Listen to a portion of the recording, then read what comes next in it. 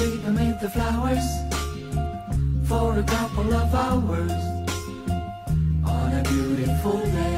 Isa si Slater Young sa sinisisi ng mga taga Cebu dahil ginawa niyang kondominium ang parte ng bundok na naging sanhi di umano ng pagbaha. So this entire building will be collecting all the rainwater to a tank down below, and then meron tayong irrigation system. This is a project that I'm truly proud of, but I know you guys will have a lot more questions. I can imagine yung mga questions about where the rainwater goes, soil stability, earthquake.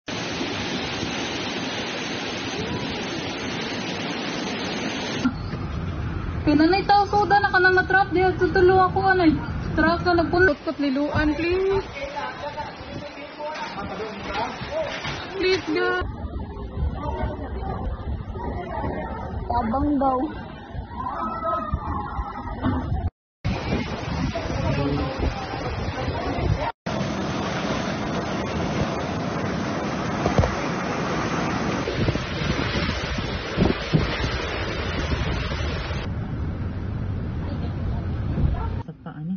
Sus, narabay ko ang ditoon na naano siya, narabay.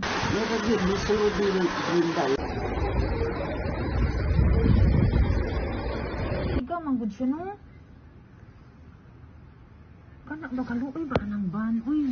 Need rescue, please. If namoy makontak na rescue, please. Stop. Napuma na sa balay, guys. Never na. Yung saan man ang rescue tao nila. Uy, di pa hunong ba yung kanong.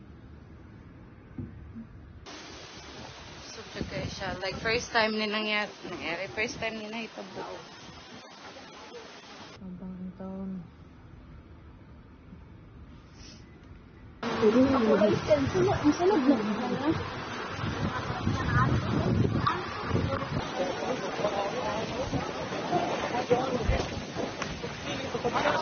Cebu. Grabing saka sa tubig. Mamalihog ko. Personal sa Barangay Batayan. Kita ninyo, daghang kayo mga tao karena sa ato.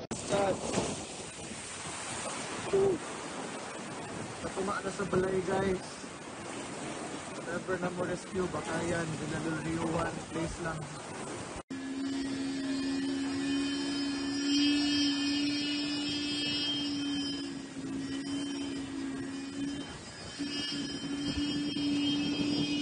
Everybody, how are you doing? I'm a TikTok refugee, but I'm pretty. From within, from within, from within.